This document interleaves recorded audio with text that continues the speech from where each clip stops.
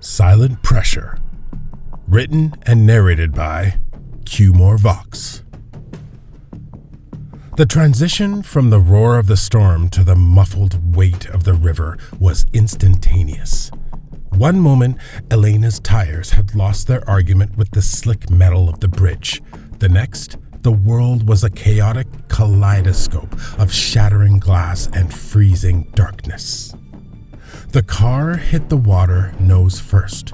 The airbags had deployed with a violent punch, leaving the cabin smelling of acrid dust and Elena's head ringing. Outside the windshield, the river was an opaque, churning wall of silt. "Okay," she whispered, her voice a fragile reed in the dark. "Okay, door." She shoved against the driver's side door. It didn't budge.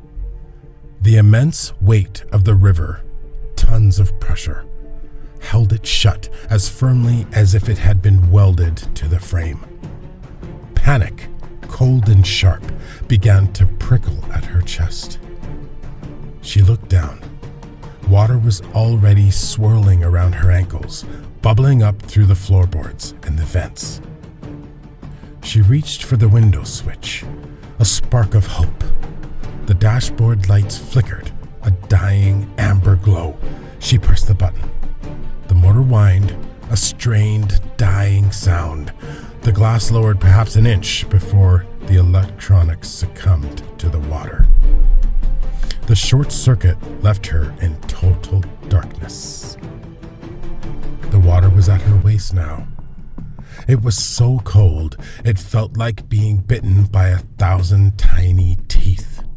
"Don't scream," she told herself, biting her lip until she tasted copper. Screaming wastes oxygen. She remembered a video she'd seen once. You don't wait. You don't hope for someone to see the taillights. You break the glass. She felt around the center console, her fingers trembling, until they closed around a heavy metal case flashlight she kept in the stowage bin. The water reached her chest. The car was tilting forward, the heavy engine pulling them deeper into the muck of the riverbed. She took a ragged breath, the air already feeling thin and wet. She swung the flashlight at the side window. Clang. The safety glass didn't even pit.